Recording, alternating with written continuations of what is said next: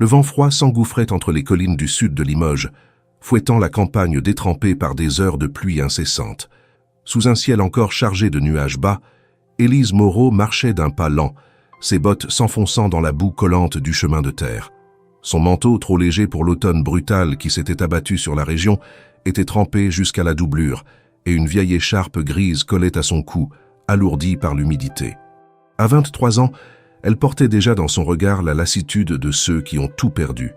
Quelques jours auparavant, une tempête d'une rare violence avait balayé son petit hameau. Le toit de sa cabane s'était effondré sous la force du vent, ses maigres récoltes noyées, ses outils éparpillés dans les champs inondés. Élise avait tenté de sauver ce qu'elle pouvait, mais la pluie n'avait laissé aucune chance. Isolée, sans proches ni famille dans les environs, elle s'était résignée à quitter ce qui restait de sa maison, avec une simple besace sur l'épaule et un but incertain. Elle n'avait ni argent ni destination, seulement l'instinct de survivre. Le paysage autour d'elle était d'un vert sombre, ponctué de haies tordues et de vieux arbres penchés. Aucun bruit, hormis ses pas dans la boue et le bruissement des feuilles encore agitées par les derniers souffles de la tempête. Elle avait quitté la dernière ferme visible au petit matin, refusée poliment mais fermement par un vieil homme méfiant. Depuis, elle n'avait croisé âme qui vive. Le soleil déclinait déjà derrière les collines, annonçant une nuit froide et humide, et Élise n'avait toujours pas trouvé de lieu où s'abriter. Ses mains rouges de froid agrippèrent la sangle de son sac avec acharnement. Chaque pas lui coûtait, ses jambes lourdes de fatigue, mais s'arrêter signifiait risquer de passer la nuit dehors, au milieu de nulle part. À mesure que l'obscurité gagnait, une angoisse sourde montait en elle. Elle n'avait jamais eu peur du silence, ni de la solitude. La vie à la campagne en exigeait une certaine familiarité. Mais cette nuit-là, l'incertitude l'étranglait. Que ferait-elle si elle ne trouvait aucun toit? Si personne ne voulait d'elle? Vers ce qui lui sembla être la fin du chemin, elle aperçut enfin une lumière vacillante au loin, comme une lueur de bougie derrière une vitre. Son cœur s'emballa. Peut-être une maison encore habitée? Un feu de cheminée? Elle accéléra le pas malgré la douleur dans ses pieds, concentrée sur ce point lumineux qui se précisait peu à peu. Une bâtisse en pierre, isolée, massive, avec une véranda d'où filtrait une lumière jaune. Une vieille maison, sûrement, mais encore debout. En s'approchant, elle distingua un petit jardin envahi par les herbes, une clôture en bois partiellement affaissée et un portail rouillé qui grinça sous sa main. Le sentier menant à la porte était couvert de feuilles mortes détrempées. Elle gravit les 3 marches du perron avec précaution, hésita un instant puis frappa.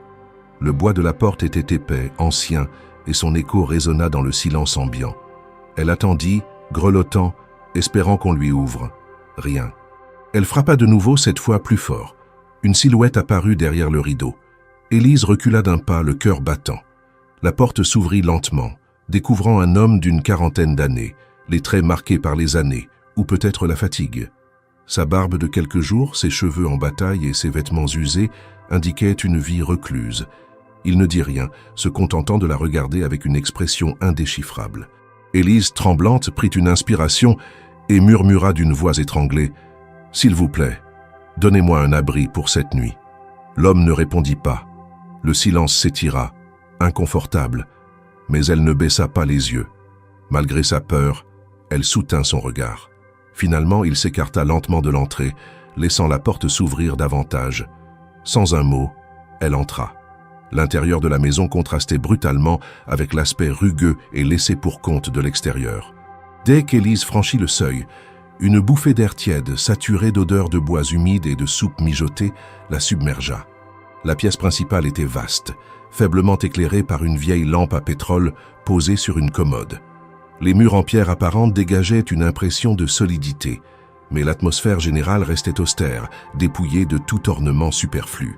Pas de rideaux aux fenêtres, pas de tableau, aucun objet décoratif, juste quelques meubles rudimentaires en bois brut. Une table, 2 chaises, un banc contre le mur et une cheminée éteinte. Le sol en dalles de pierre résonna sous ses pas hésitants alors qu'elle avançait à l'intérieur, toujours trempée. Les cheveux collés à son front et ses vêtements goûtant sur le tapis usé. L'homme referma la porte derrière elle, sans prononcer un mot. Il la dépassa lentement, se dirigea vers un placard, en sortit une couverture épaisse qu'il lui tendit sans la regarder. Elle la saisit avec reconnaissance, la serra autour de ses épaules, puis s'autorisa à s'asseoir sur le banc près du mur, soulagée de pouvoir reposer ses jambes douloureuses. « Merci », murmura-t-elle, la voix encore rauque. Il hocha simplement la tête sans répondre, puis alla vers la cuisine, attenante à la pièce principale. Là, il s'affaira silencieusement, soulevant un couvercle en fonte posé sur le poêle, puis servit une louche de soupe fumante dans un bol émaillé. Il le posa sur la table, fit un signe de tête vers elle et recula sans un mot. Élise se leva lentement et s'assit sur la chaise. Elle saisit le bol avec ses mains gelées, réchauffant ses paumes au contact de la céramique. La soupe était simple, faite de pommes de terre, de carottes, d'oignons, peut-être un peu de poireaux. Elle en avala la première cuillerée avec précaution, puis une deuxième, puis encore, jusqu'à finir tout le bol. Le goût était honnête, presque réconfortant dans sa simplicité. « Je m'appelle Élise Moreau », dit-elle doucement, espérant briser l'épaisseur de silence qui régnait dans la maison. « J'ai perdu ma maison. Une tempête. Tout a été détruit. Je n'ai nulle part où aller. » L'homme, debout près du poêle, semblait l'écouter sans vraiment réagir. Il ne dit rien. Son visage était marqué, ses traits fermés. Il avait les yeux clairs, gris peut-être, et un regard qui semblait peser chaque geste. Après un long moment, il déclara simplement « Tu peux rester pour la nuit ». Sa voix était grave, profonde, et dénuée de chaleur ou de froideur. Elle n'exprimait rien de particulier, juste une information transmise, comme s'il énonçait une vérité impersonnelle. Élise hocha la tête, soulagée malgré tout, et baissa les yeux vers le bol vide qu'elle faisait tourner entre ses doigts. « Merci. Vraiment. » Il retourna dans la cuisine, rangea la casserole, lava les ustensiles sans faire de bruit, puis revint avec un second bol qu'il se contenta de poser devant elle avant de disparaître dans une pièce voisine. Un couloir obscur l'engloutit, ne laissant qu'un écho de pas sourds sur le parquet. Élise se sentit soudain extrêmement seule, malgré le toit au-dessus de sa tête. Le silence était total, à peine perturbé par les grincements du bois ou le soupir du vent contre les volets. Elle mangea lentement le second bol, puis, n'osant pas explorer la maison sans autorisation, resta assise en silence, la couverture sur les épaules, jusqu'à ce que le sommeil la gagne, lourd et pesant. Quand elle se réveilla, il faisait nuit noire. La lampe avait été éteinte. Un fin ray de lumière s'échappait sous une porte entr'ouverte au fond du couloir. Intriguée, elle se leva prudemment, avança pieds nus sur le sol froid et s'arrêta près de la porte. À travers l'ouverture, elle aperçut une chambre spartiate, un lit simple, une commode, et l'homme assis sur une chaise, les coudes appuyés sur ses genoux, les mains jointes devant lui. Il ne bougeait pas, il fixait le sol. Elle s'éloigna sans bruit, regagna son banc et s'enroula de nouveau dans la couverture. Le sommeil mit longtemps à revenir. Le lendemain matin, la lumière grise de l'aube s'infiltrait timidement par les carreaux. Élise se redressa, le dos endolori, la bouche pâteuse. L'homme n'était pas là. Sur la table, un bol de lait chaud l'attendait, avec un morceau de pain sec. Elle mangea sans réfléchir, puis décida d'aller voir s'il avait besoin d'aide. Elle le trouva dans le jardin, accroupi, en train de couper du bois. Il portait une chemise épaisse, un pantalon en velours élimé et des bottes de travail couvertes de boue séchée. Son geste était précis, mécanique, silencieux. Elle s'approcha lentement. « Je peux aider », dit-elle, d'une voix posée. Il s'arrêta, leva les yeux vers elle. Pendant quelques secondes, il la fixa comme s'il mesurait le poids exact de sa proposition. Puis, sans répondre, il désigna un tas de bûches à empiler plus loin. Elle hocha la tête, retroussa ses manches et se mit au travail. Ils passèrent ainsi plusieurs heures, côte à côte mais sans échange. Parfois, elle l'observait à la dérobée. Il travaillait avec une rigueur presque excessive, chaque geste parfaitement exécuté, sans précipitation, sans relâchement. Il semblait fuir toute forme d'intimité, toute parole inutile. « Comment vous appelez-vous » osa-t-elle en fin de matinée. Il hésita un instant, puis répondit, les yeux toujours baissés sur la hache. « Julien. » Ce fut tout. Julien. Un prénom courant, banal presque, mais qui sonna étrangement à ses oreilles. Il n'avait rien d'un vagabond, malgré ses vêtements et son isolement. Il dégageait une certaine noblesse dans sa manière de se mouvoir, de regarder les choses. Une discipline silencieuse, comme celle de quelqu'un qui aurait tout abandonné volontairement. Ils passèrent la journée ensemble, chacun dans ses tâches, dans un calme étrange, suspendu. Le soir venu, elle proposa de préparer la soupe, ce qu'il accepta d'un signe de tête. Elle découvrit une cuisine bien équipée mais dépouillée, sans le moindre signe de vie personnelle. Pas de photos, pas de bibelots, rien d'intime. Une maison fonctionnelle, presque vide d'humanité. « Vous vivez seul ici depuis longtemps ?» demanda-t-elle doucement, tout en épluchant des carottes. Julien s'appuya contre l'encadrement de la porte, les bras croisés. Assez longtemps.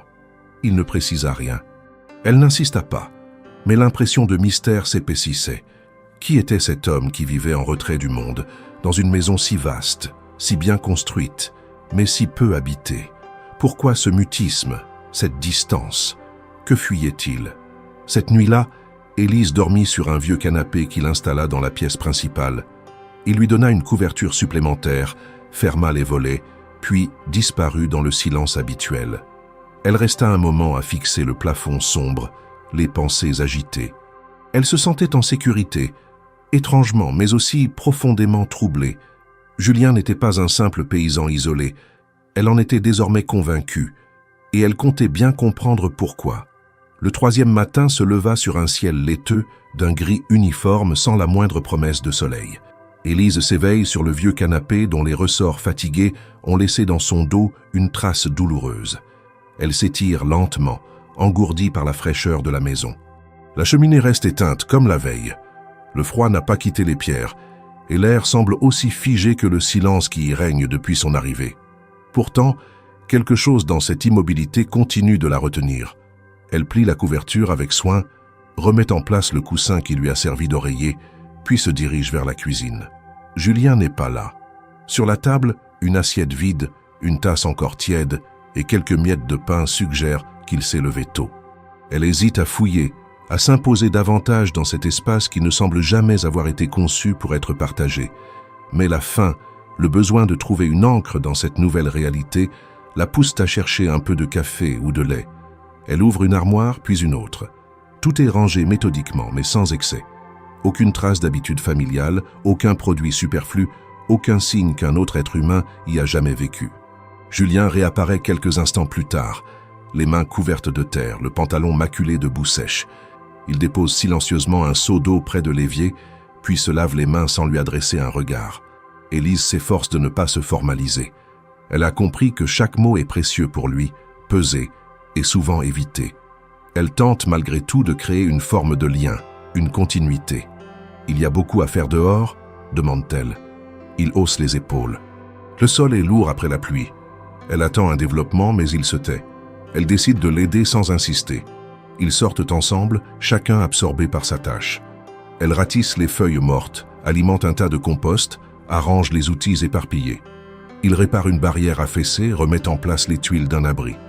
Ils échangent quelques regards, jamais hostiles, mais toujours prudents, comme deux inconnus enfermés dans une trêve silencieuse. À midi, elle prépare une soupe, pose 2 bols sur la table et attend. Julien s'assied, mange en silence, puis se lève sans un mot. C'est elle qui rompt le calme. Cette maison, elle semble trop grande pour une seule personne. Il s'arrête, tourne légèrement la tête mais ne répond pas. Elle continue, doucement. Il n'y a rien de personnel. Aucune photo, aucun souvenir. On dirait que vous avez voulu effacer quelque chose. Il se tourne alors complètement vers elle. Son regard est direct, calme mais fermé. Tu poses trop de questions. Elle ne répond pas, baisse les yeux, mais une tension nouvelle s'installe entre eux. Non pas de la colère, mais une crispation discrète. Julien finit par reprendre la parole, sa voix légèrement plus sèche. « Je t'ai offert un toit et de la nourriture. C'est tout ce que je peux donner. » Puis il quitte la pièce, la laissant seule avec son bol encore chaud. Élise sent un poids étrange peser sur ses épaules. Elle n'est pas venue ici pour fouiller dans les secrets d'un inconnu, mais chaque geste de Julien, chaque silence, semble crier une histoire qu'il refuse de partager. Une histoire qui, à présent, l'implique malgré elle. L'après-midi s'écoule dans une routine terne. Elle balaie l'intérieur, dépoussière les étagères, découvre une bibliothèque pauvrement fournie en livres, des manuels anciens, quelques romans en mauvais état, aucun titre récent. Sur un vieux secrétaire fermé à clé, elle devine un tiroir qui semble plus utilisé que les autres. Elle n'essaie pas de l'ouvrir, mais prend note de son existence. Julien, de son côté, disparaît de longues heures. Elle entend ses pas au grenier, le grincement du plancher au-dessus de sa tête. Aucun mot ne passe entre eux jusqu'au soir. Ce soir-là, la lumière décline lentement. La lampe à pétrole jette des ombres dans la pièce principale où Élise a installé une chaise près de la fenêtre. Elle regarde le paysage s'assombrir, se demandant ce qu'elle fera ensuite. Partir serait une option logique. Mais vers où? Et surtout, pourquoi une part d'elle-même refuse-t-elle de s'éloigner de cette maison étrange et de cet homme qui cache ses blessures derrière un mur de silence? Julien entre dans la pièce, pose un petit fagot près de la cheminée, puis allume le feu pour la première fois depuis son arrivée. Il ne dit rien, s'assied de l'autre côté, regarde les flammes sans vraiment les voir. L'instant semble suspendu. « Vous avez toujours vécu ici ?» demande-t-elle à nouveau, sa voix plus douce. Il ne répond pas immédiatement, puis finit par murmurer « Non ». Ce simple mot suffit à déclencher chez elle un tourbillon d'hypothèses. Il ne veut pas parler, mais il ne ment pas non plus. Elle sent que le passé est proche, juste derrière les murs de cette maison, enfermée quelque part entre les pierres. Il faut juste trouver la bonne clé. Elle tente une approche différente. « Je ne vous veux aucun mal, je suis juste curieuse et reconnaissante. » Julien détourne enfin les yeux du feu, plonge son regard dans le sien. Il ne semble pas en colère, seulement las. Il y a des choses qu'on préfère oublier, c'est tout. Il se lève, prend un livre poussiéreux sur une étagère et quitte la pièce. Elle reste seule avec le crépitement du bois, le regard figé sur la flamme qui danse dans l'âtre. Pour la première fois, elle perçoit derrière la rudesse de Julien une faille, une faiblesse, et plus encore, une douleur qu'il dissimule avec maladresse. Cette nuit-là, alors qu'elle s'endort sur le canapé, emmitouflée dans 2 couvertures, elle rêve d'une grande maison pleine de lumière et de voix, d'un piano qu'on entendrait jouer au loin, de rire dans un salon. Rien de surnaturel, juste des échos d'un passé qui ne lui appartient pas, mais qu'elle sent étrangement proche. Et au matin, alors qu'elle ouvre les yeux, elle sait qu'elle ne partira pas encore. Pas avant de comprendre. Pas avant de savoir qui est vraiment Julien et ce que cette maison représente dans sa vie coupée du monde. Le 4e jour s'était levé dans un brouillard épais, enveloppant la maison d'un voile blanc et froid. Élise, désormais habituée au silence matinal, s'était levée sans attendre d'instructions. Le rituel commençait à s'installer entre elle et Julien. Quelques tâches dans le jardin, un repas frugal à midi, des échanges réduits au strict nécessaire. Il ne s'ouvrait pas davantage, mais il ne la rejetait plus non plus. Leur coexistence prenait la forme d'une routine muette, où le respect de la distance semblait être la seule règle non dite. Ce jour-là, après avoir nettoyé le vestibule d'entrée, Élise remarqua une porte qu'elle n'avait pas encore vue ouverte. Étroite, ornée d'une poignée de laiton ternie par le temps, elle était parfaitement alignée dans le mur, presque camouflée. Elle tenta de l'ouvrir, mais la serrure résista, fermée à clé. Elle n'insista pas, consciente qu'inspecter la maison sans autorisation n'était pas seulement malvenu, mais potentiellement irréversible dans la relation fragile qu'elle entretenait avec Julien. Pourtant, quelque chose dans cette porte lui parut différent. Elle était légèrement plus travaillée que les autres, et un rideau épais couvrait la vitre qui l'ornait dans sa partie supérieure, comme pour masquer ce qui s'y trouvait derrière. La journée passa lentement. En fin d'après-midi, Julien prépara quelques légumes et les fit cuire dans une grande marmite. Il la laissa ajouter des herbes sèches qu'elle avait repérées dans un vieux pot, sans commentaire. Lorsqu'ils s'attablèrent, le calme pesait moins qu'à l'accoutumée. Élise osa même raconter un souvenir d'enfance, un moment anodin passé à la ferme de son oncle, où elle avait tenté, sans succès, de traire une vache récalcitrante. Julien eut un sourire discret, presque imperceptible, mais bien réel. Ce fut le premier. Elle le garda précieusement dans sa mémoire. La nuit tomba plus vite que prévu. Le brouillard s'était épaissi, isolant davantage encore la maison de tout ce qui l'entourait. Élise s'installa dans le fauteuil, une couverture sur les genoux, un livre à la main. Julien monta se coucher plus tôt que d'habitude, expliquant brièvement qu'il se sentait fatigué. Elle resta seule, profitant du feu de bois devenu régulier dans la cheminée. Le silence était complet, interrompu uniquement par les craquements du bois ou le frottement léger des branches contre les volets. Puis, alors qu'elle s'apprêtait à éteindre la lampe, une note de musique retentit. Élise sursauta. Une seconde note suivit, puis une autre formant une mélodie douce, maîtrisée, presque mélancolique. Elle tendit l'oreille. Cela venait de la pièce fermée, celle à la poignée de laiton. Incrédule, elle se leva sans bruit, traversa la pièce et se posta devant la porte. Elle colla doucement son oreille contre le bois. Aucun doute, quelqu'un jouait du piano et avec une habileté manifeste. La mélodie était classique, fluide, sans hésitation. Un jeu d'un raffinement inattendu. Elle se baissa et jeta un coup d'œil par le trou de la serrure. Dans l'obscurité, elle distingua un piano à queue, noir, brillant, et devant lui, la silhouette de Julien. Assis bien droit, concentré, les doigts glissant avec assurance sur les touches, il ne ressemblait en rien à l'homme taciturne qui clivait du bois et fuyait toute intimité. Ce n'était pas seulement la posture. Il dégageait une aisance, une prestance même, qu'elle n'avait encore jamais perçue.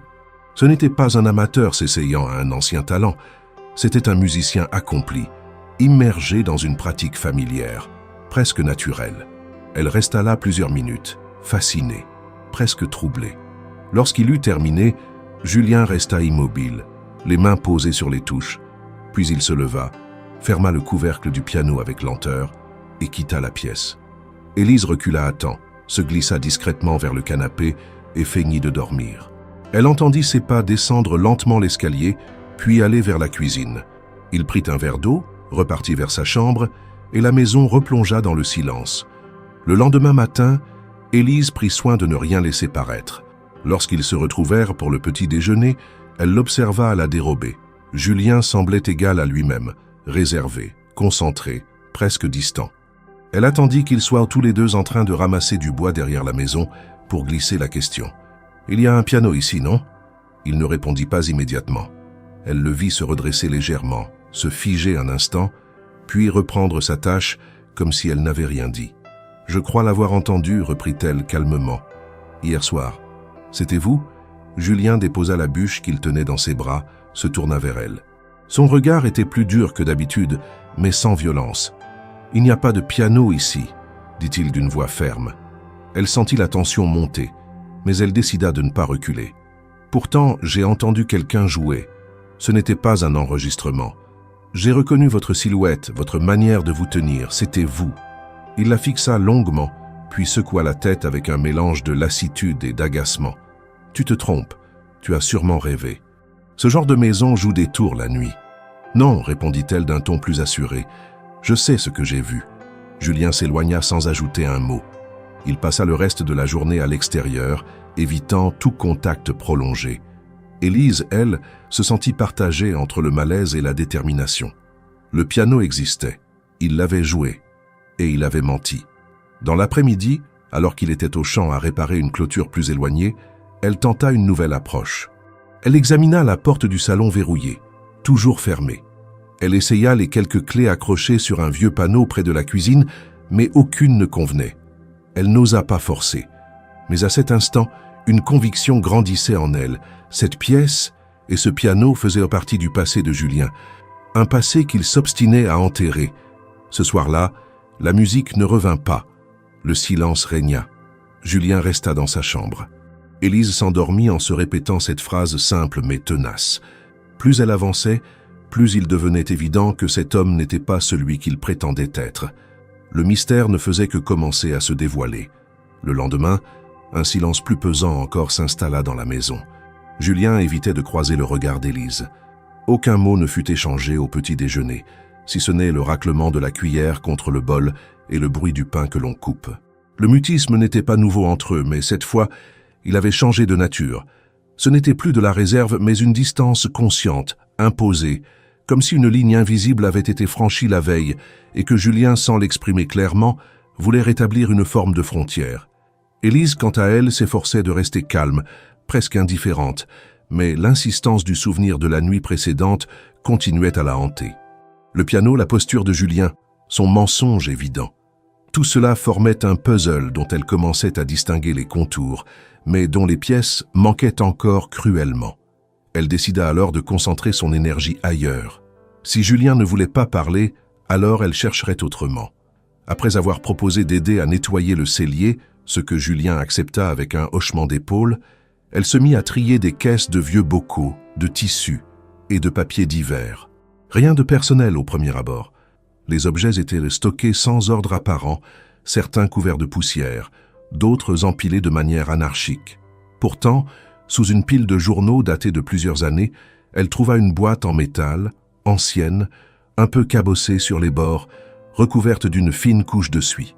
Elle la posa sur une table, l'ouvrit prudemment. À l'intérieur, des papiers jaunis, des enveloppes, quelques carnets de notes.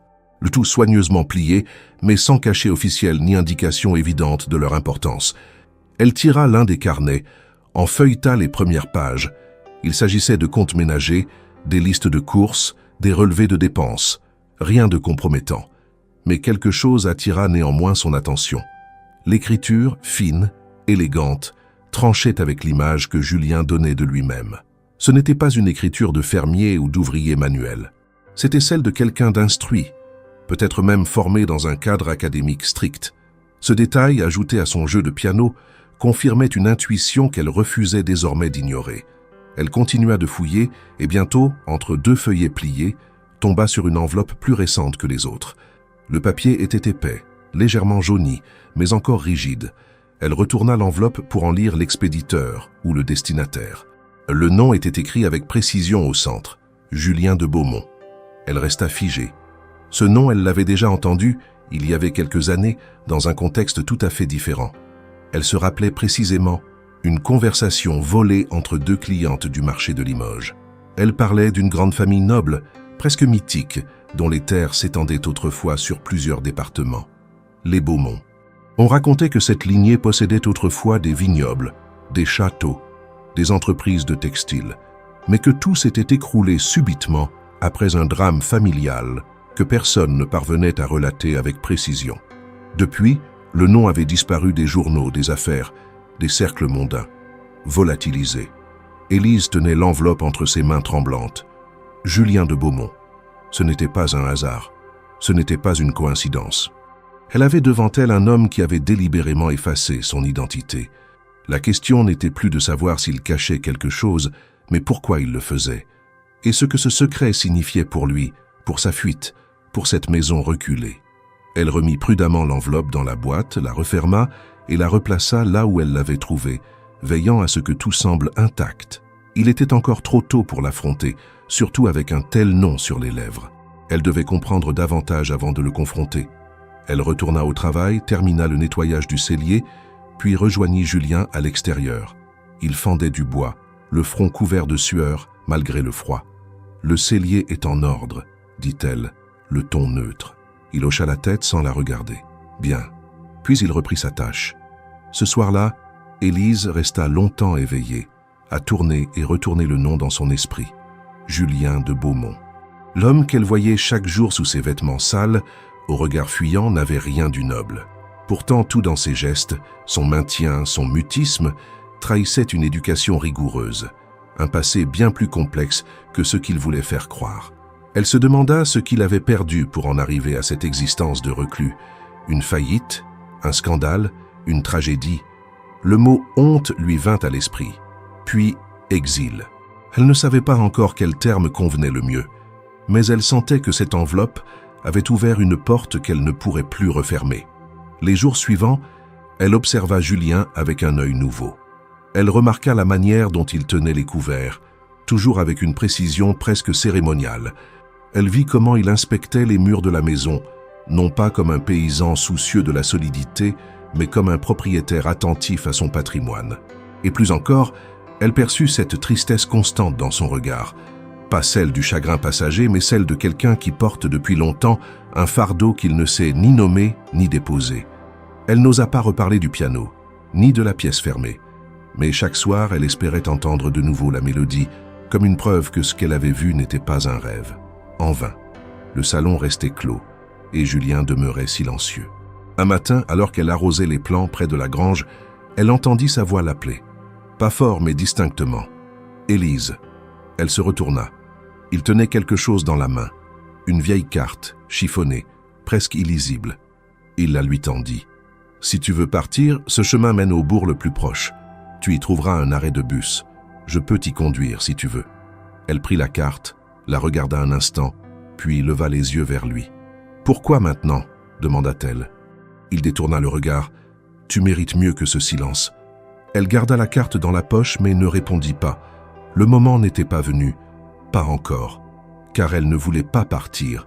Elle voulait comprendre.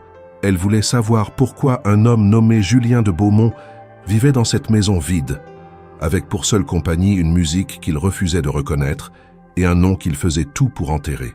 Le calme fragile de la maison fut rompu un après-midi, alors qu'Élise s'occupait de remettre en état un vieux parterre de fleurs abandonné à l'arrière de la bâtisse. Le soleil filtrait à travers les nuages, diffus mais présents, donnant à la scène une impression étrange de paix suspendue. Elle ne s'attendait à rien ce jour-là, ni à une révélation, ni à une agitation.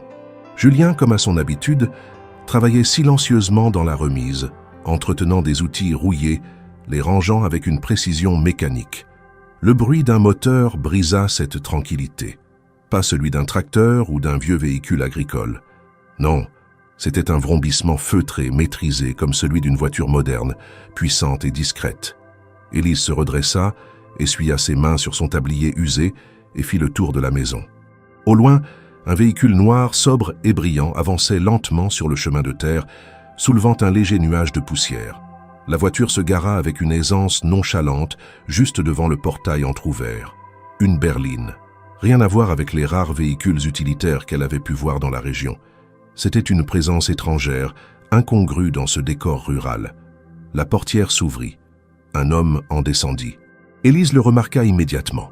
Costume gris foncé, parfaitement taillé, chaussures en cuir lustré, gestes assurés. Il n'était pas jeune, mais sa posture droite et son regard acéré lui donnaient une présence difficile à ignorer. Il ajusta ses lunettes, jeta un regard circulaire autour de lui comme pour confirmer qu'il se trouvait bien à l'endroit prévu, puis referma calmement la portière. Julien sortit de la remise en même temps. Dès qu'il aperçut l'homme, son visage se ferma. Il ne montra aucune surprise, mais ses épaules se raidirent. Il s'avança d'un pas lent sans empressement, mais avec une tension visible. Élise sentit instinctivement que cet échange n'était pas anodin. Elle resta à distance, mais suffisamment proche pour entendre sans se faire remarquer. « Julien, dit l'homme sans sourire, cela fait longtemps. » Julien ne répondit pas. Il s'arrêta à quelques mètres, croisa les bras. « Que veux-tu » Le ton était sec, sans hostilité ouverte, mais chargé d'une lassitude manifeste. L'homme ajusta de nouveau ses lunettes, puis sortit une enveloppe de la poche intérieure de son veston. « Une dernière tentative. Nous devons parler. Ce que tu refuses d'assumer ne disparaîtra pas parce que tu l'ignores. » Julien ne bougea pas. « Je n'ai rien à assumer. Ce monde-là est mort. » L'homme sourit, mais ce n'était pas un sourire amical. « Non, Julien. Ce monde attend toujours ta décision. Et il ne t'oubliera pas. » Il tendit l'enveloppe. Julien la prit sans la regarder, la serra dans sa main, puis fit un pas en arrière. « Tu as eu ta réponse, » déclara-t-il. L'homme le fixa quelques secondes encore, puis fit demi-tour sans un mot. Il remonta dans la voiture, démarra et disparut aussi rapidement qu'il était venu. Élise s'approcha prudemment. Julien était resté debout, immobile, fixant le chemin vide. Dans sa main, l'enveloppe était toujours intacte. Il la froissa soudain avec violence et la jeta au sol. « Qui était-ce » demanda Élise. Julien se retourna vers elle. Ses traits étaient durs, son regard tranchant. Un fantôme. Elle ne répondit pas. Elle se pencha lentement, ramassa l'enveloppe froissée. Julien ne l'en empêcha pas. Elle l'ouvrit. À l'intérieur, une lettre manuscrite sur un papier à en-tête luxueux, sobrement estampillé. Cabinet H. Delcourt, gestion patrimoniale et juridique. Elle lut les premières lignes. Le texte parlait d'un dossier d'héritage en suspens, de la nécessité urgente de statuer sur une succession, de conséquences juridiques importantes si aucun mouvement n'était fait avant la fin du mois. Julien l'arracha de ses mains. « Je t'ai dit de ne pas te mêler de ça. »« C'est de ta famille » demanda-t-elle calmement. Il la dévisagea, furieux, mais contint sa colère. « Ce n'est pas ton affaire, Élise. Je vis ici, avec toi. Je mérite de comprendre, au moins un peu. » Il la fixa longuement, puis tourna les talons sans répondre. Le reste de la journée se passa dans un silence tendu. Julien ne revint pas vers elle. Il s'enferma dans la pièce du fond, celle qu'elle soupçonnait d'abriter le piano. Elle n'entendit rien. Pas un son, pas une note. Juste le poids de son isolement, plus lourd que jamais. Élise passa la soirée à réfléchir. Ce n'était plus une simple supposition. Julien était bien lié à une histoire d'héritage, et pas n'importe lequel. Le nom de Beaumont n'apparaissait pas dans des lettres de ce genre pour des domaines mineurs ou des comptes négligés. Il y avait là tout un passé qu'il refusait d'assumer, tout un univers qu'il avait fui et qui revenait frapper à sa porte. La visite de cet homme élégant n'était pas anodine. Elle marquait un tournant. Au dîner, Julien ne se montra pas.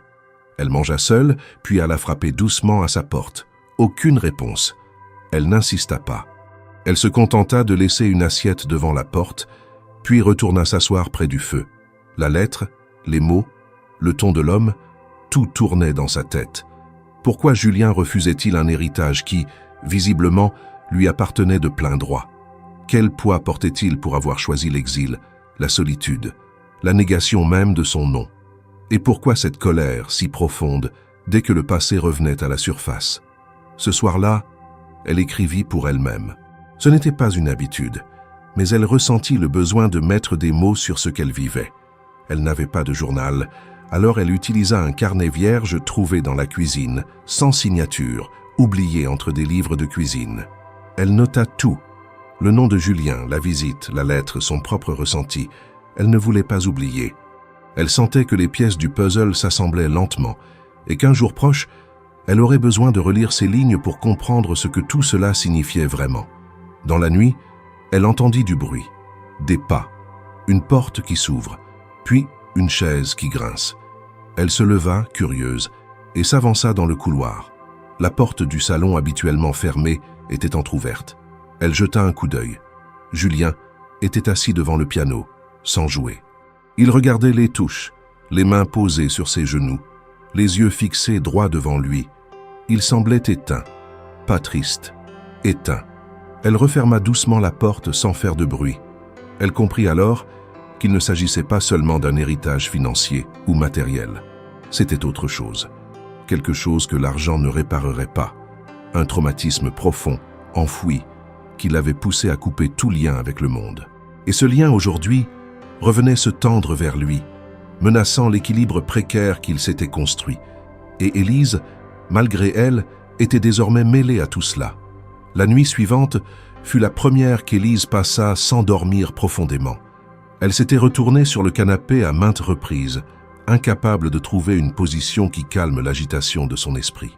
Les mots de la lettre, le regard figé de Julien devant le piano, l'étrangeté de cet héritage dont il ne voulait pas entendre parler, tout cela formait un enchevêtrement de pensées qu'elle ne parvenait pas à apaiser. À plusieurs reprises, elle s'était demandé si elle ne faisait pas erreur en restant dans cette maison, auprès de cet homme fermé, blessé, parfois même hostile. Et pourtant, chaque fois qu'elle envisageait réellement de partir, quelque chose en elle la retenait. Ce n'était ni la pitié ni la simple curiosité. C'était une certitude grandissante que sa place, au moins pour l'instant, était ici. Au matin, Julien descendit comme à son habitude, mais son visage avait changé. Il ne fuyait plus son regard, et ses gestes, bien que toujours silencieux, semblaient plus lents, comme s'il portait un poids encore plus lourd que la veille. Il s'installa à la table, mangea une tranche de pain sans dire un mot. Élise, de son côté, préparait un café avec une attention méthodique, se concentrant sur chaque geste pour ne pas troubler l'équilibre précaire du moment.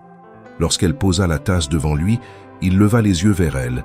Son regard était fatigué, mais moins dur. « Je ne t'ai jamais demandé pourquoi tu étais venue ici, dit-il. » Elle prit une chaise, s'assit en face de lui. « La tempête a détruit ma maison. J'ai tout perdu. Je marchais sans but. Je suis tombée ici par hasard. Ou peut-être pas tout à fait par hasard. » Julien hocha lentement la tête, comme s'il enregistrait l'information avec retard. « Et pourtant, tu es restée. » « Oui. » Il la regarda longtemps sans parler, puis il soupira. « Tu n'as pas à subir mes silences, ni mes fantômes. Tu as le droit de vouloir autre chose qu'une maison froide et un homme cassé. » Élise soutint son regard. « Peut-être, mais je ne suis pas ici par pitié, et je ne fuis rien. J'ai juste envie de comprendre. Pas de te changer, pas de t'imposer quoi que ce soit, juste savoir, et t'aider si c'est possible. » Julien détourna les yeux, visiblement ému malgré lui.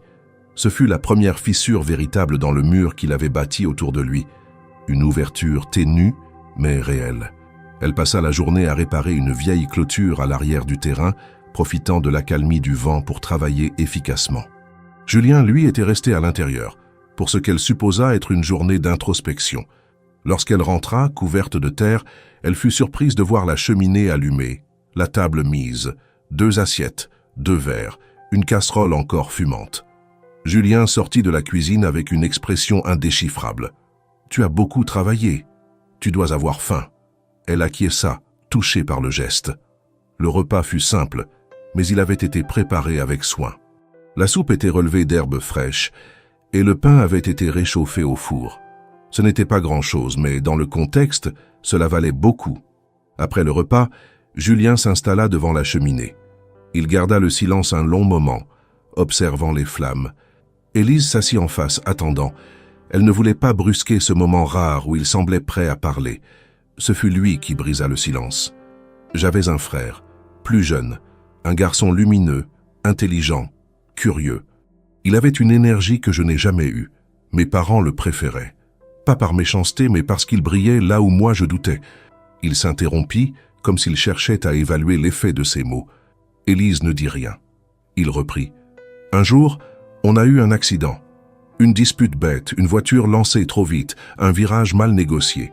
Lui au volant, moi à côté. Il n'a pas survécu. Moi, oui. Il ferma les yeux, prit une longue inspiration. Ma famille m'a soutenu, officiellement. Mais je savais que tout avait changé. Mon père a cessé de me parler. Ma mère m'évitait. Je suis devenu un rappel vivant de ce qu'ils avaient perdu. Et moi, je ne pouvais pas vivre avec ça. Élise sentit sa gorge se nouer. Elle comprenait enfin cette douleur muette, cette fuite du monde. Julien n'avait pas seulement perdu un frère, il avait perdu sa place, son identité, son droit d'exister dans les yeux des siens. J'ai tout quitté. L'entreprise, les responsabilités, l'argent. Je suis venu ici, dans une maison de campagne oubliée que personne ne voulait. Et j'ai vécu en silence, parce que parler aurait signifié revivre. Et je n'en étais pas capable. Elle prit la parole doucement. Tu ne peux pas rester figé dans cette douleur toute ta vie. Tu n'as pas tué ton frère. C'était un accident et tu n'es pas le seul à avoir souffert. Il hocha lentement la tête. Je le sais. Mais la culpabilité, même irrationnelle, est une bête difficile à abattre. Ils restèrent là longtemps, face au feu, chacun avec ses pensées. Mais pour la première fois, Élise sentit que quelque chose avait changé. Julien n'était plus un mur. Il était devenu un homme, vulnérable, marqué, mais humain. Et elle savait maintenant pourquoi elle devait rester. Non pas pour le sauver, mais pour lui rappeler qu'il était encore possible de vivre, même après une chute. Les jours suivants confirmèrent cette évolution. Julien se montrait plus présent. Il parlait davantage sans tout dévoiler, mais sans se cacher. Il acceptait l'aide d'Élise sans la repousser. Il souriait parfois, un sourire discret, rare, mais authentique. Ils travaillaient côte à côte, mangeaient ensemble, échangeaient des souvenirs. Un soir, alors qu'ils partageaient un verre de vin modeste mais chaleureux, il lui tendit un trousseau de clés. Celle-ci ouvre le salon. Élise le regarda, surprise. « Tu es prêt ?» Il haussa les épaules. « Peut-être pas, mais il est temps. » Elle ne dit rien. Elle prit la clé, la garda dans sa main. Elle savait que derrière cette porte ne se trouvait pas seulement un piano, mais une vie entière que Julien avait mise en pause, et qu'il était désormais prêt à affronter, avec elle à ses côtés. Le lendemain de la conversation où Julien avait enfin brisé son silence, Élise sentit que quelque chose de profond s'était déplacé entre eux. L'atmosphère dans la maison avait changé. Elle n'était plus tendue, méfiante ou glaciale. Un calme nouveau, plus humain, s'installait peu à peu, comme si le simple fait d'avoir nommé le passé avait suffi à éroder les murs que Julien avait mis des années à bâtir. Ce matin-là, elle trouva un mot griffonné sur la table de la cuisine. « Je suis allé au village chercher des pièces pour la pompe. Reviens vers midi. Tu peux faire ce que tu veux. » La permission était inhabituelle. Julien ne laissait jamais de consignes. Ce simple mot était déjà une preuve de confiance, qu'elle accueillit avec respect, mais aussi une curiosité qu'elle ne pouvait plus contenir. Élise décida de continuer le rangement du grenier, une tâche qu'elle avait plusieurs fois commencée sans l'achever, découragée par la poussière et la densité du désordre. Mais ce jour-là, quelque chose la poussait à aller jusqu'au bout. Elle monta les escaliers raides, éclairés par un puits de lumière sale, et poussa la trappe grinçante. Le grenier était rempli de vieilles caisses, de meubles recouverts de draps, de cadres empilés contre les murs, le tout baignant dans une odeur d'humidité, de bois sec et de papier ancien. Elle avança lentement, soulevant les draps, découvrant des objets sans valeur apparente, des lampes cassées, des rideaux moisis, des livres grignotés par les souris. Rien de vraiment personnel, jusqu'à ce qu'elle tombe sur une toile appuyée contre le mur du fond, protégée par un vieux tissu beige attaché par une corde. Quelque chose dans la forme carrée et imposante de l'objet l'interpella. Elle défit le tissu avec précaution. Ce qu'elle découvrit la laissa sans voix. Le tableau représentait une scène d'intérieur, richement éclairée. 3 personnes y figuraient. Un homme mûr en costume 3 pièces, une femme élégante vêtue d'une robe sombre au col de dentelle fine, et entre eux, un jeune homme en habit de gala. Le visage de ce dernier ne laissa aucun doute. C'était Julien. Le même regard clair, la même mâchoire anguleuse, mais sans la barbe, sans les cernes, sans cette fatigue qui semblait aujourd'hui faire partie intégrante de son corps. Ce Julien-là était droit, fier, présent. À ses côtés, les 2 adultes portèrent les traits d'une époque révolue, mais leur visage était empreint d'un mélange de solennité et d'orgueil. C'était un portrait de famille, et non un simple tableau décoratif. Élise sentit immédiatement la force symbolique de ce qu'elle avait devant elle. Elle retourna le cadre, espérant y trouver une date, une inscription. À l'arrière, une enveloppe était scotchée au bois. Elle hésita, puis l'ouvrit. À l'intérieur, une lettre manuscrite, écrite d'une main tremblée, presque fragile. « Je ne peux pas pardonner ce que j'ai fait, ni à moi, ni à lui. Mais je ne peux pas non plus détruire cette image. Peut-être un jour, tu comprendras. » Il n'y avait pas de signature. Rien d'identifiable, mais elle n'en avait pas besoin. Cette lettre, c'était un aveu silencieux, laissé là pour être découvert. Pas un oubli, mais une trace volontaire. Élise s'assit sur une vieille malle, relut la lettre plusieurs fois. Chaque mot pesait comme une pierre. L'auteur de cette note portait un fardeau immense, et cette toile, dissimulée pendant des années, en était le symbole. Elle redescendit en silence, le cœur battant, la lettre dans la poche. Quand Julien revint peu avant midi, couvert de poussière et tenant un sac rempli de boulons et de joints en caoutchouc, elle l'attendait dans la cuisine. Il la salua d'un regard fatigué. Avant qu'il ne puisse poser ses affaires, elle lui tendit la lettre. Il s'arrêta net, la fixa, puis regarda le papier sans le toucher. « Tu es allé au grenier », dit-il simplement. « Oui, j'ai trouvé le tableau. » Julien ferma les yeux un instant. Il resta debout, les bras ballants, puis tira lentement une chaise et s'assit. Il ne prit pas la lettre. Il semblait savoir exactement ce qu'elle contenait. C'était ma mère. Elle l'a écrit peu avant de tomber malade. Elle ne me l'a jamais montré. Je l'ai trouvé là-haut après son décès.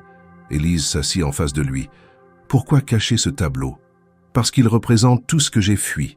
Cette image, c'était notre monde. Froid, rigide, fondé sur l'apparence et l'honneur. Mon père dirigeait l'entreprise familiale comme un général. Ma mère, malgré sa douceur, s'y soumettait. Mon frère était leur étoile. Moi, j'étais l'ombre. Jusqu'au jour où tout a basculé. Il prit une profonde inspiration. Après l'accident, ils ont voulu continuer comme si rien ne s'était passé. Comme si on pouvait effacer un être humain pour préserver la façade. J'ai refusé. Je n'ai pas supporté leur silence, leur façon d'éviter les mots. Alors j'ai tout quitté. J'ai emporté ce tableau parce qu'il m'était impossible de le jeter, mais je ne voulais plus le voir. Il marqua une pause, puis ajouta « La lettre, je l'ai lue des années après. Elle m'a brisé. J'aurais voulu qu'elle me la lise de son vivant, qu'elle me parle, qu'elle me dise qu'elle comprenait. Mais elle ne l'a pas fait. Elle a préféré l'écrire et la cacher. » Élise posa doucement sa main sur la table. Peut-être qu'elle n'y arrivait pas. Peut-être que c'était sa manière de te dire qu'elle n'avait jamais cessé de penser à toi. Julien hocha la tête lentement. Peut-être, mais il est trop tard. Et je suis resté ici parce que je ne savais pas comment recommencer. Ce n'est jamais trop tard. Elle ne cherchait pas à le convaincre. Elle disait simplement ce qu'elle pensait.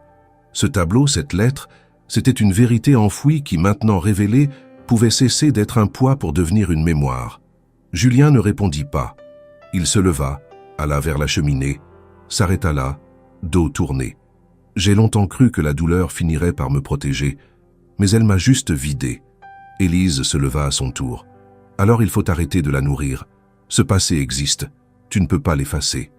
Mais tu peux choisir ce que tu en fais maintenant. Julien se retourna lentement. Et toi, Élise, qu'est-ce que tu veux faire? Elle le regarda sans détour. Je veux rester. Pas pour t'obliger à quoi que ce soit. Juste être là. si tu veux bien.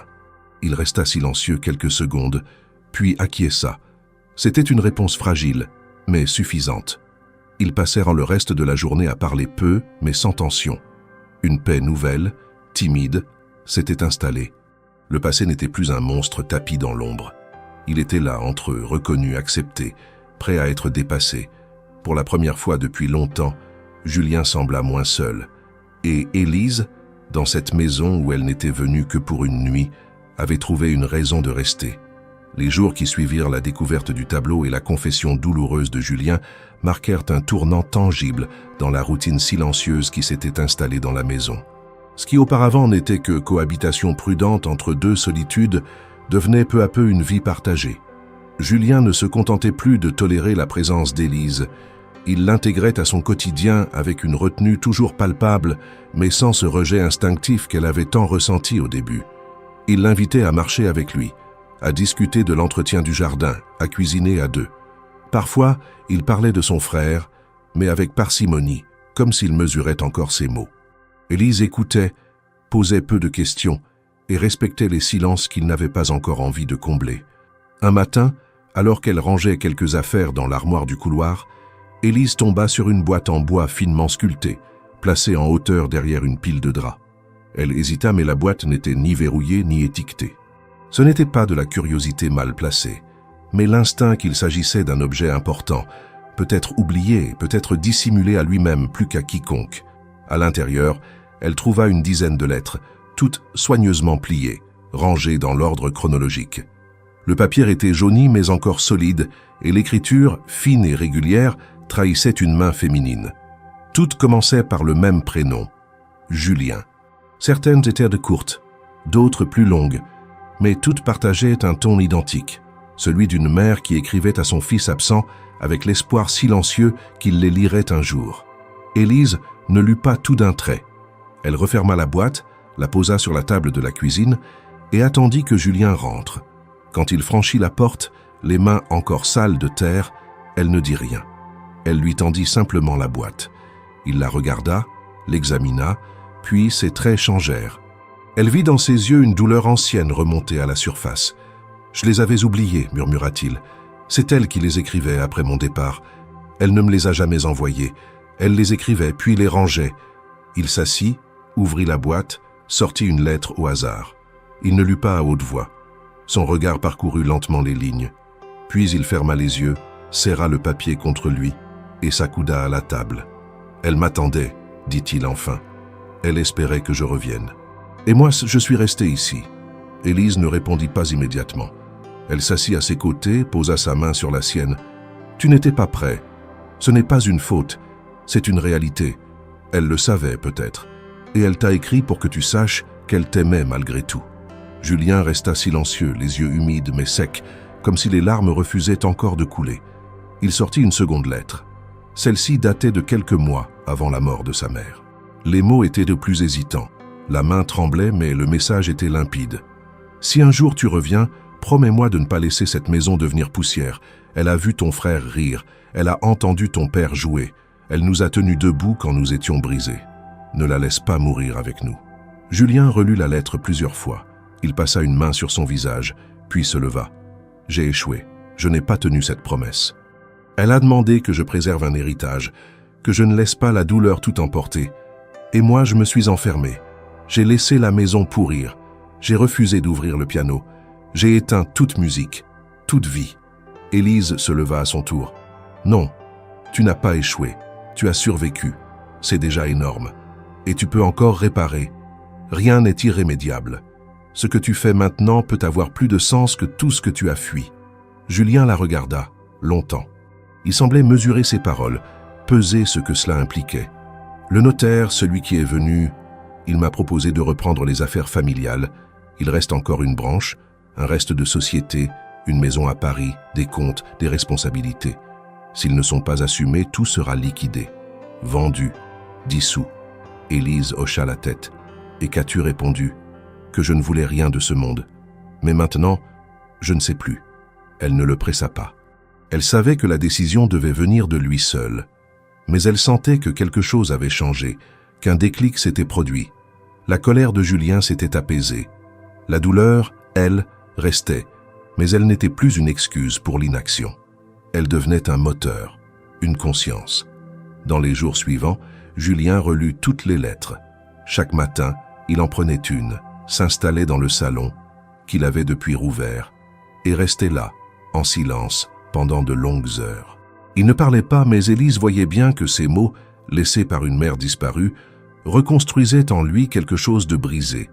Un soir, alors qu'ils mangeaient ensemble, il déclara calmement « J'ai passé des années à croire que m'effacer était la seule manière d'expier, mais aujourd'hui je comprends que ce n'était qu'une autre forme de fuite. La vraie réparation, c'est d'affronter ce que j'ai laissé derrière.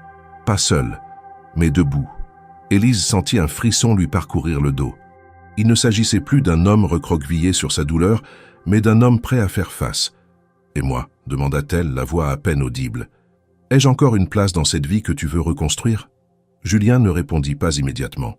Il se leva, marcha jusqu'à l'entrée, ouvrit la porte, laissa le vent frais du soir entrer dans la maison. « Cette maison a recommencé à respirer quand tu es entré. Ce n'est pas par hasard. Si tu veux rester, ce sera aussi ta maison. » Elle le rejoignit, regarda avec lui l'obscurité descendre lentement sur les champs. Il n'y avait pas besoin de mots de plus. Les lettres de la mère, la promesse non tenue, le silence qui avait régné si longtemps, tout cela trouvait enfin un écho dans le présent. Julien n'avait pas encore choisi la direction exacte qu'il prendrait, mais une chose était sûre, il n'était plus seul, et il n'avait plus peur d'affronter ce qu'il avait laissé derrière. La semaine qui suivit la lecture des lettres de sa mère fut marquée par une série de petits gestes, tous discrets, mais révélateurs d'un basculement profond chez Julien. Il avait cessé de s'enfermer dans des routines stériles et avait commencé à s'intéresser aux détails de la maison qu'il avait si longtemps négligée. Il réparait des poignées de porte, refaisait les joints de certaines fenêtres, passait du temps à aérer les pièces inutilisées. Élise le regardait faire avec une attention silencieuse, consciente que chacun de ses gestes représentait bien plus que de simples travaux de rénovation. C'était une manière pour lui de reconquérir un espace abandonné, une forme de réappropriation lente et respectueuse de son propre passé. Mais ce fut un matin froid, alors qu'il partageait un café encore fumant, que le changement prit une tournure plus concrète. Julien, d'une voix neutre mais assurée, déclara « Le notaire va revenir. Il m'a appelé hier. Il dit que la décision ne peut plus attendre. » Élise posa sa tasse, attentive. « Tu sais ce que tu vas faire ?» Il hocha la tête, lentement. « J'ai longtemps cru que renoncer à tout ce qui portait le nom de Beaumont me libérerait. Mais j'ai compris que l'oubli n'est pas une solution. Ce n'est pas en détruisant ce qu'on a reçu qu'on guérit. Peut-être que le véritable courage, c'est d'assumer cet héritage et de le transformer. » Elle le regarda sans détour. « Et tu es prêt à le faire ?»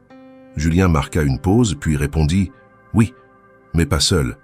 Si je retourne là-bas, si je reprends ce qui m'attend à Paris, je veux que tu viennes avec moi. » Élise resta figée, surprise par la proposition. Elle s'était habituée à cette vie simple, à cette maison en retrait du monde, à cette relation faite de silence et de regards, plus que de paroles. L'idée de Paris, de cette ville inconnue et vaste, lui parut soudain vertigineuse.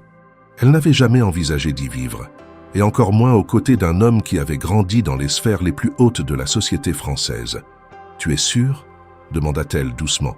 « Ce monde-là, ce n'est pas le mien. » Julien lui prit la main, chose rare entre eux. « Ce monde-là n'est plus le mien non plus, mais peut-être qu'ensemble, on peut en faire quelque chose de différent. » Le notaire, Medelcourt, arriva 3 jours plus tard. Il descendit de la même voiture élégante, vêtu comme la fois précédente d'un costume impeccable.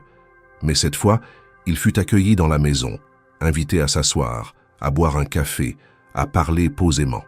Julien écouta chaque mot, posa des questions précises, demanda des délais, des options, des alternatives. Il ne subissait plus les événements, il les dirigeait. « Vous comprenez, dit Medelcourt en dépliant une série de documents sur la table, que si vous refusez cette reprise, l'ensemble des actifs sera redistribué. Des décisions seront prises sans vous et vous perdrez tout droit moral sur l'usage du nom de votre famille. » Julien ne broncha pas. « Justement, je ne veux plus que ce nom soit associé à la froideur, à la distance, à l'indifférence. Si je le reprends, ce sera pour le redéfinir. » Le notaire, un peu surpris, acquiesça lentement. « Dans ce cas, il faudra vous rendre à Paris. Il y aura des assemblées, des réunions, des signatures. C'est une machine complexe à remettre en route. Julien tourna les yeux vers Élise, qui observait la scène sans intervenir. Nous viendrons. Le « nous » ne passa pas inaperçu. Medelcourt jeta un rapide coup d'œil à Élise, hocha à nouveau la tête, puis sortit une liasse de papier à faire signer. Julien s'exécuta. La décision était prise. Le lendemain, ils commencèrent à préparer le départ. Élise, malgré son attachement à cette maison de pierre silencieuse, ressentait une forme de soulagement à l'idée de quitter le passé figé entre ses murs. Ce lieu avait été un refuge, mais aussi une prison. Et maintenant, il devenait un point de départ. Elle n'avait pas d'affaires précieuses à emporter, juste quelques vêtements, un carnet de notes et les souvenirs d'une renaissance inattendue. Julien, de son côté, rangea ses papiers, brûla certaines lettres, conserva d'autres. Il alla même jusqu'à réaccorder le piano, après des années de silence. Ce fut l'un des gestes les plus symboliques qu'il fit, une manière de dire « Je suis prêt à ce que la musique revienne ». Le jour du départ, ils fermèrent la maison ensemble. Julien prit le soin de verrouiller chaque pièce, de couvrir les meubles, de placer les objets les plus fragiles à l'abri. Avant de sortir, il s'arrêta dans le salon, regarda le piano, puis posa une main sur le couvercle. Ce n'est qu'un au revoir. Ils montèrent dans la voiture envoyée par le notaire. Pendant le trajet vers la gare, Julien resta silencieux. Mais ce silence n'était plus un refuge. C'était celui d'un homme qui avance, concentré sur ce qu'il doit accomplir. Sur le quai, quelques minutes avant l'arrivée du train pour Paris, Élise hésita. Elle regarda les rails, les bâtiments gris au loin, la foule anonyme qui commençait à se presser. Julien s'approcha d'elle. « Tu as peur ?» Elle hocha la tête, sincèrement. « Oui, mais pas de toi. » Il sourit, un sourire sincère, et prit sa main. « Moi aussi, mais je préfère avoir peur avec toi que de vivre sans rien affronter. » Ils montèrent dans le train ensemble. Assis l'un à côté de l'autre, ils regardèrent défiler les champs, les forêts, les villages. Chaque kilomètre les rapprochait d'une vie nouvelle, pleine d'incertitudes, mais aussi d'opportunités. Julien n'était plus un homme fuyant son nom. Il était en train de devenir quelqu'un qui allait se battre pour lui redonner un sens. Et Élise, la jeune femme qui n'avait demandé qu'un abri pour la nuit, devenait celle qui l'accompagnait sur le chemin de sa reconstruction.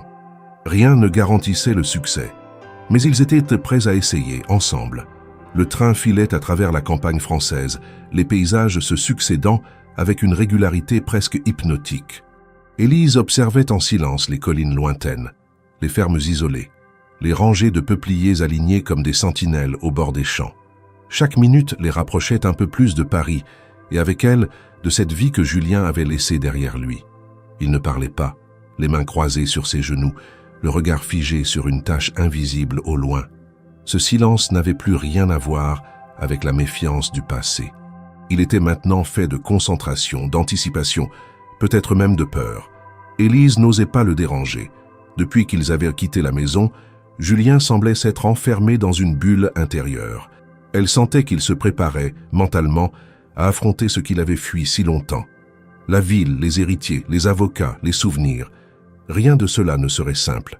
Et pourtant, c'était lui qui avait pris la décision de revenir, lui qui avait signé les papiers, lui qui l'avait invité à le suivre. Elle respectait ce cheminement, sans chercher à accélérer le rythme. Elle savait que chaque pas, chaque mot serait pesé, lourd de sens. Lorsqu'ils arrivèrent à la gare, la foule dense, les bruits constants, les voix pressées les assaillirent aussitôt. Julien parut légèrement déstabilisé par l'agitation. Il mit quelques secondes à retrouver ses repères. Élise, elle, restait près de lui, son sac en bandoulière, discrète mais présente. Un chauffeur les attendait à la sortie, un homme courtois d'une quarantaine d'années qui les salua avec une neutralité professionnelle avant de les conduire jusqu'à une voiture noire discrète. À l'intérieur, le confort contrastait brutalement avec les jours passés dans la maison de pierre.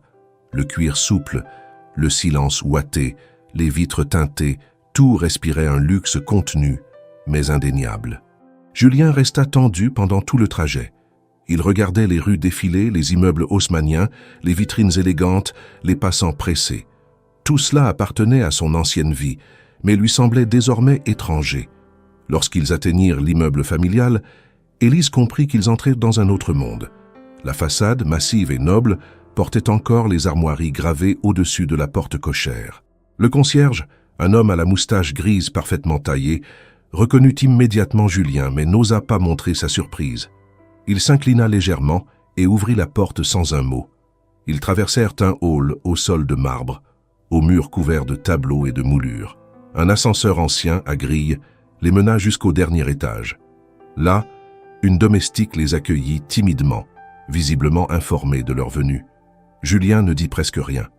Il entra dans l'appartement comme on entre dans un musée oublié, chaque pièce réveillant en lui un souvenir, un fantôme, une émotion. Ce soir-là, ils dînèrent seuls dans une grande salle à manger où le silence pesait plus qu'à l'accoutumée. Élise mangea peu. Julien, lui, semblait ailleurs. Il jouait distraitement avec sa fourchette, les yeux fixés sur la nappe immaculée. Puis, soudain, sans la regarder, il murmura « J'ai failli ne pas t'emmener ». Élise releva les yeux, surprise. « Pourquoi ?» Il prit une longue inspiration. « Parce que j'avais peur, pas de toi, de moi, de ce que ce retour ferait ressortir, de ce que tu verrais de moi, ici, de ce que je redeviendrais, ou de ce que je ne pourrais plus jamais être. » Elle posa sa main sur la sienne. « Et maintenant ?» Il la regarda enfin. « Maintenant, je sais que j'aurais été incapable de revenir sans toi. » Il se leva brusquement, la main toujours dans la sienne, et l'entraîna vers une pièce qu'elle n'avait pas encore vue. Un bureau vaste, aux étagères remplies de livres reliés, aux fenêtres donnant sur la ville illuminée. Au centre, un vieux bureau en acajou, fermé à clé. Julien sortit un trousseau de sa poche, ouvrit un tiroir, en sortit une enveloppe. Il la tendit à Élise. « J'avais écrit cette lettre il y a des années. Une confession, une tentative d'explication que je n'ai jamais envoyée. Elle était destinée à mon frère, ou plutôt à son absence. » Elle prit l'enveloppe, la regarda, puis releva les yeux. « Tu veux que je la lise ?» Il hocha la tête. Elle l'ouvrit avec précaution. Le papier était jauni, mais l'écriture nette. La lettre n'était ni longue, ni très détaillée. C'était une déclaration d'impuissance, de remords, de regret. Julien y exprimait son sentiment d'avoir survécu à la place d'un autre, d'avoir porté un poids qu'aucune parole ne pouvait alléger. À la fin, une phrase « Je ne sais pas si un jour je mériterai de vivre libre, mais si je le fais, ce sera en ton nom. » Lorsqu'elle releva les yeux, Julien avait les siens embués. Il ne pleurait pas, mais son visage trahissait un bouleversement profond. « Je ne l'ai jamais envoyée. Je n'ai jamais su à qui elle était vraiment destinée. Peut-être à moi-même. » Élise referma doucement la lettre. « Tu n'as pas besoin d'un pardon écrit. Tu as besoin de vivre. Et tu es en train de le faire. » Julien s'approcha, prit ses deux mains dans les siennes. « Tu es la seule à m'avoir vu tel que je suis. Sans décor, sans rôle, sans nom. Et malgré tout, tu es restée. » Elle sourit doucement. « Parce que j'ai vu en toi ce que toi-même tu avais oublié. Pas un héritier, pas un nom, un homme. » Ce soir-là, ils restèrent longtemps dans ce bureau, à parler, à se taire, à simplement partager le même espace. Il n'y avait plus de secrets, plus de murs. Julien avait pris sa décision. Il affronterait ce monde, cette ville, ce passé. Non pas pour les fuir ou les effacer, mais pour leur donner un sens nouveau. Et il ne serait pas seul. Élise était là, pas comme une compagne de circonstance, mais comme une alliée véritable. Il lui avait confié sa douleur, elle l'avait acceptée sans condition, et ensemble, ils allaient construire une vie qui n'appartenait ni à l'ombre ni au silence, mais à la vérité. Lorsque les premières lueurs de l'aube illuminèrent le ciel parisien, Élise se leva avant Julien. Elle s'habituait lentement au rythme de la ville, à ces bruits étouffés par les murs épais de l'appartement, au murmure constant des rues, au passage régulier des voitures en bas. Ce matin-là, elle avait décidé de prendre un moment pour elle, de marcher dans les alentours, de s'imprégner de cette vie citadine qui lui était encore étrangère. Les trottoirs étaient humides d'une fine pluie nocturne, les vitrines commençaient tout juste à s'allumer, et les boulangeries exhalaient ce parfum rassurant de pain chaud. Elle marchait sans but précis, laissant ses pas la guider, repensant à tout ce qui s'était passé depuis cette nuit, où elle avait frappé à la porte de Julien trempé, affamé, sans savoir que ce simple geste allait tout transformer. En revenant, elle trouva Julien dans le salon, habillé d'un costume sobre, assis devant une pile de documents. Il ne leva pas les yeux tout de suite, concentré sur ce qu'il lisait. Mais lorsqu'il la vit entrer, il déposa ses papiers et se leva. « Tu as bien dormi ?» demanda-t-il. Pas longtemps, mais profondément. Et toi? Je n'ai pas beaucoup dormi non plus. Trop de choses à organiser, trop de décisions à prendre. Elle s'approcha, s'assit face à lui. Parle-moi de ce que tu veux faire. Vraiment? Julien inspira profondément, s'appuya contre le dossier de sa chaise. La première chose que j'ai faite hier, en retrouvant mon nom dans ces papiers, a été de me demander s'il avait encore un sens. Je ne veux pas que de Beaumont soit juste un vestige d'une famille figée dans ses tragédies. Si je reprends ce nom, ce sera pour en faire quelque chose de vivant. Il marqua une pause, regarda par la fenêtre, puis continua. J'ai demandé au notaire de faire l'inventaire des biens. Il y a plusieurs propriétés, mais je n'en garderai qu'une. Les autres seront vendues. Avec l'argent, je veux créer une fondation, pas une œuvre de charité de façade, une structure réelle, efficace, qui aide des gens comme toi, Élise, des gens oubliés, qui travaillent au dur, qui survivent dans l'ombre. Elle le regardait sans interrompre, touchée par la clarté de sa vision. Tu sais déjà comment tu veux commencer? Oui, je veux créer un centre dans le Limousin. Un lieu d'appui pour les agriculteurs, les petits producteurs, avec des formations, des aides, des conseils juridiques, un accompagnement technique. Il faut leur donner des outils pour qu'ils tiennent debout. Pas de la charité, de la dignité. Elle sourit, émue. Et tu veux que je t'aide dans ce projet? Julien la fixa, sans hésitation. Je ne le ferai pas sans toi. Tu connais ce monde. Tu sais ce que c'est que de perdre une terre, une récolte, un espoir. Tu as cette expérience, cette lucidité, et tu as la volonté. Il sortit de son cartable une brochure universitaire. Je t'ai inscrite à une formation d'ingénierie agronome. Elle commence dans 3 semaines, à distance au début, puis des sessions pratiques sur le terrain. Elle prit la brochure, lut les premières lignes, puis releva les yeux, bouleversée. « Julien, je ne sais pas quoi dire. Dis-moi juste que tu acceptes. » Elle hocha la tête, la gorge serrée. « Oui, je veux le faire. Avec toi. » Les semaines suivantes furent intenses. Julien enchaîna les rendez-vous, les réunions avec des avocats, des comptables, des urbanistes. Il redéfinissait le périmètre de l'héritage, désignait ce qu'il garderait, ce qu'il transmettrait à la fondation. Il refusait les propositions de rentiers, écartait les partenaires opportunistes, exigeait de chaque collaborateur une implication réelle. Il voulait que tout soit transparent, utile, humain. Ce n'était pas une entreprise philanthropique destinée à redorer une image ternie. C'était un acte de réparation, autant pour lui que pour les autres. Élise, de son côté, se plongeait dans ses études avec une détermination farouche. Elle passait ses matinées à suivre des cours en ligne, ses après-midi à étudier, à prendre des notes, à dessiner des schémas de culture, de systèmes d'irrigation, de rotations agricoles. Julien la regardait parfois assis en silence dans le salon, admirant cette force tranquille qu'il avait toujours perçue en elle, mais qui désormais prenait forme sous ses yeux. Un soir, après une journée particulièrement éprouvante, ils sortirent marcher sur les quais de Seine. La ville brillait, calme et majestueuse. Les bateaux-mouches glissaient lentement sur l'eau, et les passants allaient et venaient, insouciants. « Je n'aurais jamais cru pouvoir revenir ici, » dit Julien, la voix basse. « Mais tu as changé ça. » Élise serra sa main. « Et toi, tu m'as donné une vie que je n'aurais jamais osé imaginer. Pas pour le confort ou la ville, pour le sens, pour ce qu'on est en train de faire. » Ils s'arrêtèrent sur un pont, regardant les reflets des lampadaires sur l'eau noire. « Tu sais, dit-elle, j'ai pensé à ce que tu disais sur redonner un sens au nom de ta famille.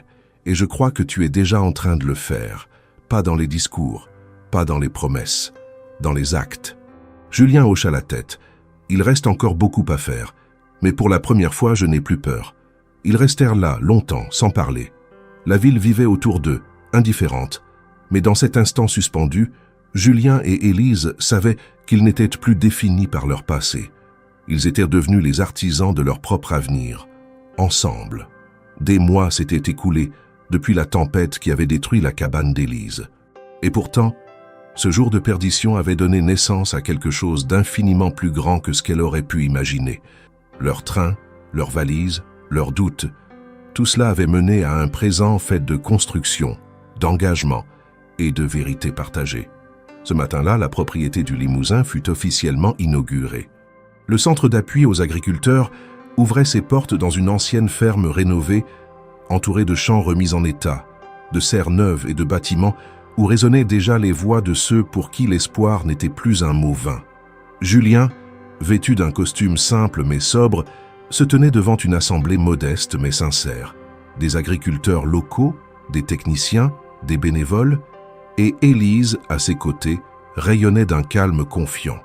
Il s'avança au micro et son regard croisa celui d'Élise. Il y avait dans ses yeux une gratitude profonde. Puis il prit la parole. « Ce n'est pas un retour, ce n'est pas une revanche, c'est une destination. Le nom que j'avais fui, les murs que j'avais bâtis autour de moi, tout cela m'a mené ici. Et ici, je choisis de donner un sens à ce que j'ai reçu, à ce que j'ai vécu. » Il fit une pause. Le silence autour de lui était respectueux, attentif. Il poursuivit. « Tout a commencé par une demande d'abri. Une simple prière dans la nuit, adressée par quelqu'un qui ne savait pas où aller. Elle m'a rappelé que l'humanité n'est pas dans les titres, dans les noms, mais dans ce que l'on fait pour les autres quand personne ne regarde. Merci, Élise, d'être entrée dans cette maison, d'avoir cru quand je ne croyais plus. » Élise sentit ses mains se serrer. Elle ne dit rien, mais ses yeux parlaient à sa place. Elle revit la boue du chemin, la peur de la nuit, le regard de Julien face à la porte. Et elle comprit que ce chemin faisait partie d'une histoire bien plus vaste que celle d'un homme fuyant son héritage. C'était l'histoire d'un homme retrouvé, mais aussi d'une femme qui avait, sans le savoir, allumé une étincelle. Après le discours, ils ouvrirent les portes de la ferme rénovée. Les agriculteurs entrèrent, découvrant des salles de formation, un laboratoire, une bibliothèque technique, un espace pour enfants. Élise guida les premiers visiteurs à travers les locaux. Elle expliqua comment fonctionnait le centre. Atelier sur la gestion des sols, conseils juridiques, microcrédit pour l'achat d'équipements, échange entre petits producteurs. Chaque mot qu'elle prononçait, chaque sourire qu'elle offrait, chaque regard qu'elle portait, semblait tisser un réseau d'espoir différent. Elle n'était plus la jeune Camponesa sans toit. Elle était ingénieure agronome en devenir, actrice d'un projet à dimension humaine. Plus tard dans la journée, après les applaudissements et les félicitations, Julien et Élise se retirèrent dans une pièce vitrée donnant sur les champs. Le soleil de fin d'après-midi baignait l'horizon d'une lumière dorée. Julien posa une main sur l'épaule d'Élise. « Regarde ça !» Il désigna un champ où des semis venèrent d'être mis en terre, des lignes régulières, des plants qui levaient. C'est ce que j'ai toujours voulu faire sans oser. Prendre soin, pas dominer, pas diriger, ni encore moins fuir, simplement faire vivre. Elle tourna les yeux vers les cultures. Elle vit les gouttes de pluie résiduelles scintiller sur les jeunes feuilles, la terre légèrement bombée, les herbes encore frêles. Elle comprit que tout ce qu'ils avaient revécu, la tempête, la perte, l'errance, la fuite, le retour, avait une raison, aboutir à ce moment concret où la vie reprend, fragile mais vaillante. Et puis Julien ajouta d'une voix plus douce, « Nous n'oublierons rien, mais je ne veux plus que la culpabilité soit un frein. Elle a été un signal, pas une maison. Elle m'a dit que je dois agir, non pas m'effacer. Et grâce à toi, j'ai compris. » Élise lui sourit. « Et grâce à toi, j'ai appris que l'aide ne se demande pas seulement avec les mots, elle se crée avec les gestes. » Ils restèrent là un long moment, sans mots, simplement présents l'un pour l'autre. Les champs se balançaient sous la brise légère. Les oiseaux rentrèrent vers le soir, et la ferme, qui autrefois avait accueilli un homme en exil, accueillait désormais une communauté tournée vers l'avenir. Quand la cérémonie prit fin et que les derniers invités repartirent, Julien et Élise marchèrent jusqu'au vieux portail rouillé qui marquait l'entrée de la propriété. Ils tirèrent doucement, ensemble, poussèrent l'ouverture. Julien contempla la route, puis se tourna vers elle. « Tu te souviens de cette nuit, celle où tu as frappé à ma porte ?» Elle acquiesça. « Je n'imaginais pas que cela finirait ici. » Il hocha la tête. « Moi non plus, mais je crois que c'était le bon point de départ. » Parce que l'on savait déjà que la tempête, la perte, le silence pouvaient générer autre chose. Tout a commencé par un « s'il vous plaît », et ce « s'il vous plaît » a fait naître un héritage. Ils se regardèrent. Plus besoin de mots. La route, la maison, le nom, tout prenait un sens nouveau. Un héritage qui n'était plus un fardeau, mais une promesse. Une promesse que la peur, la souffrance, la solitude ne sont pas des fins en soi, mais des matériaux pour construire un avenir. Et dans cette lumière dorée, au milieu de champs qui s'étendaient vers l'horizon, ils fermèrent ensemble la porte de la ferme. Le bruit du loquet résonna comme un dernier écho. Fin d'un cycle, début d'un autre. Les 13 parties de cette histoire s'achevaient, mais leur vie ne faisait que commencer.